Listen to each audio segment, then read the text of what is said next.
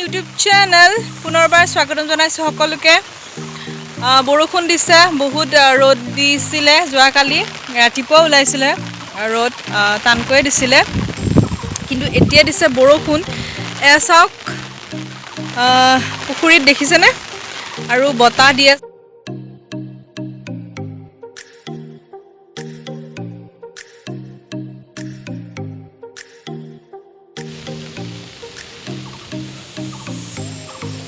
এয়া আচলতে মোৰ এনেকুৱা পৰিৱেশ বহুত ভাল লাগে গৰমৰ দিনত বিশেষকৈ ৰ'দ দি যেতিয়া বতাহ দিয়ে বা এনেকৈ অকণমান বৰষুণ পেলাই ঠাণ্ডা পৰি যায় নহয় জানো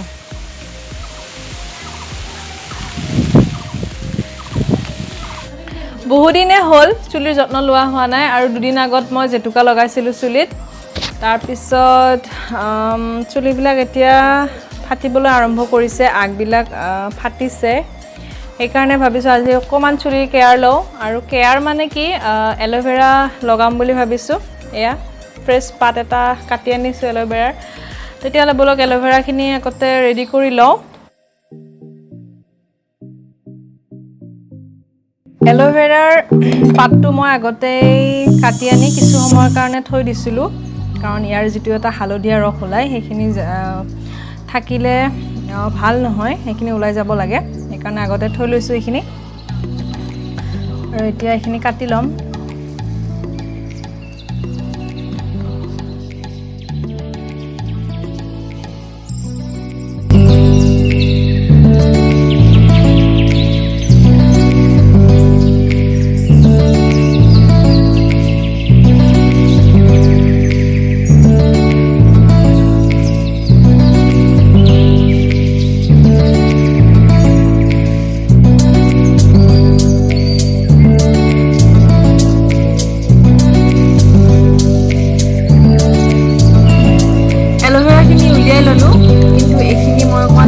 ল'ব লাগিব কাৰণ এতিয়া এনেকৈ চাওক এনেকৈ লগাব অলপ অসুবিধা হ'ব সেইকাৰণে মিক্সি জাৰ এটাত দি পেলাই অলপ 2 মিনিটমান সময় চলাই এইখিনি অলপ মিহি কৰি পেষ্ট এটা বনাই ল'ম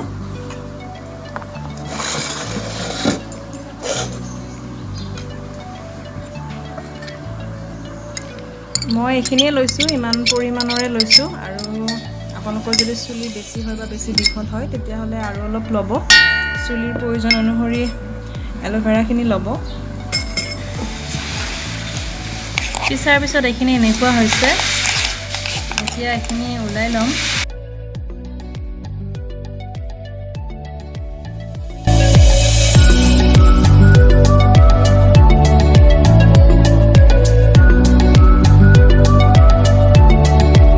এয়া এইখিনি উলিয়াই ল'লোঁ আৰু অলপ বেছি সময়ে মিক্সিত থাকিলে মানে কমকৈ দিলেও হ'ল হয় বেছিকৈ পিছাৰ কাৰণে অলপ বেছি সময় থকাৰ কাৰণে এনেকুৱা হৈছে ফেন উঠি গৈছে এতিয়া এইখিনি চুলিত লগাব লাগিব গোটেই চুলিখিনিত ভালদৰে মাছাজ কৰি লগাব লাগিব গুৰিৰ পৰা আগলৈকে এনেদৰে আৰু মোক লগাই দিব এয়া মোৰ মামাৰ ছোৱালী যোনে লগাই দিব হাই কৈ দিয়া এতিয়া মই এইখিনি লগাই লওঁ ভালদৰে লগাই উঠি আকৌ আপোনালোকক দেখাই আছোঁ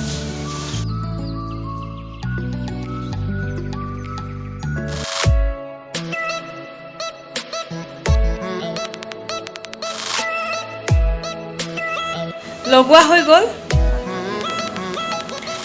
এইখিনি এতিয়া 2 ঘণ্টামান সময় থাকিবলৈ দিম 2 ঘণ্টামানৰ পিছত ধুই দিম ঠাণ্ডা পানীৰে শ্যাম্পু ব্যৱহাৰ কৰিবও পাৰে নকৰিবও পাৰে কিন্তু লগে লগে শ্যাম্পু ব্যৱহাৰ কৰিলে গোটেইখিনি যিহেতুকে ধুই দিয়া হয় চাফা হৈ যায় সেইকাৰণে মই শ্যাম্পু ব্যৱহাৰ নকৰোঁ প্ৰথমতে অকল পানীৰে ধুই দিম আৰু ঘৰত আলহী আহিছে আজি কাম আছে ভাত বনাব লাগিব কিবা কিবি স্পেচিয়েল বনাম আজি দেখুৱাম আপোনালোকক চাই থাকিব ভিডিঅ'টো আৰু গাইস এইটো আজি খাম ঘৰৰে মুৰ্গী আলহী আহিছে ঘৰত সেইকাৰণে আজি মুৰ্গী মাংস খাম স্পেচিয়েল বুলি ক'বলৈ হ'লে বহুত দিন মিঠা খোৱা নাই সেইকাৰণে ভাবিছোঁ সেৱৈ বনাওঁ আৰু যিহেতুকে আলহীও আহিছে সেইকাৰণে কিবা নহয় কিবা এটাতো মিঠা বনোৱাই যায় আলহীৰ কাৰণে। সেইকাৰণে চেৱৈ বনাম এতিয়া। কেৰাহীটো বহাই দিছোঁ গেছত। কেৰাহীটো গৰম হোৱাৰ পিছত মই অকণমান ইয়াতে ঘিউ দিছোঁ। এয়া ঘৰতে বনোৱা পিয়ৰ গৰু গাখীৰৰ পৰা বনোৱা ঘিউ হয়।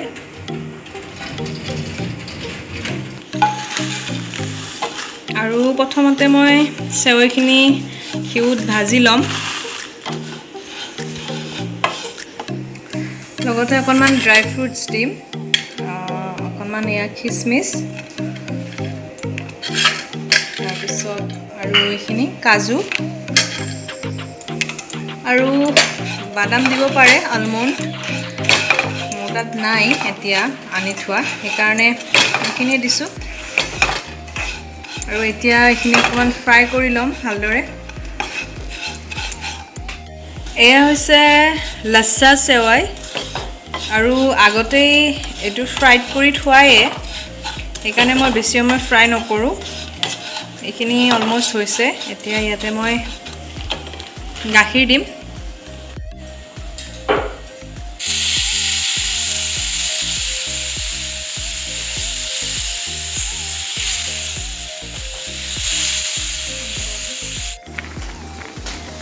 গাখীৰ দি দিলোঁ। এতিয়া এইখিনি কিছু সময়ৰ কাৰণে অলপ উতলিবলৈ দিম। সিজিব লাগিব এইখিনি।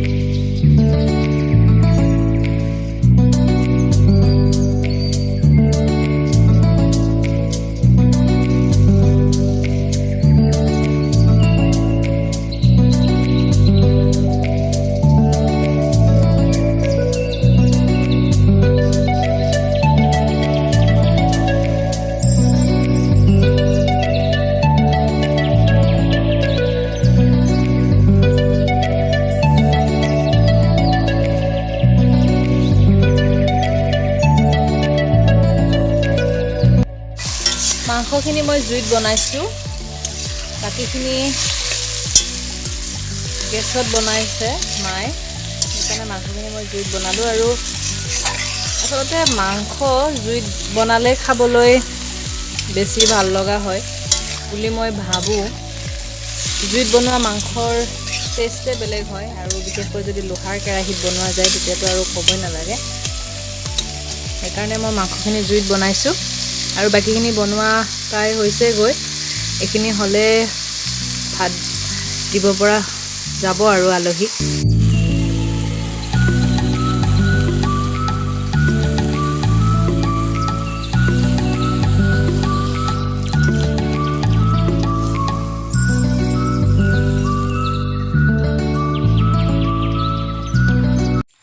মূৰটো ধুই দিলোঁ, শ্বেম্পু কৰিছোঁ, শ্বেম্পু কৰিয়ে ধুই দিলোঁ। বন্ধুসকল, আপোনালোকে তেনেদৰে এল'ভেৰা জেল ব্যৱহাৰ কৰিব পাৰে, মূৰত লগাব পাৰে, ড্ৰাইনেছ নোহোৱা কৰে। এই গাইজ, সন্ধিয়াই হ'ল। আলহী বিদায় দি ভাত পানী খাই আজৰি হ'লোঁ, গা পাও ধুই ল'লোঁ। এতিয়া আছোঁ পুখুৰী পাৰত, বতাহ দি আছে। আৰু যিসকলে মোৰ আগৰ ভিডিঅ' চাইছে তেওঁলোকে জানেই মই মাৰ ঘৰত আছোঁ, মাহঁতৰ ঘৰত আছোঁ। বহুদিনেই হ'ল, এতিয়া যাবগৈ লাগিব। আৰু সন্ধিয়া ভাবিছোঁ অকণমান সন্ধিয়াৰ পৰিৱেশ উপভোগ কৰোঁ। সন্ধিয়াৰ সময়খিনি ধুনীয়া বতাহ দিয়ে, পুখুৰী পাৰত বতাহ বলি থাকে। আৰু মাহঁতৰ ঘৰৰ এইখিনিত বহুতেই প্ৰিয় ঠাই মোৰ। আগতেও আছিলোঁ এনেদৰে, সন্ধিয়াখিনি সময়ত পুখুৰী পাৰত সময় কটাইছিলোঁ।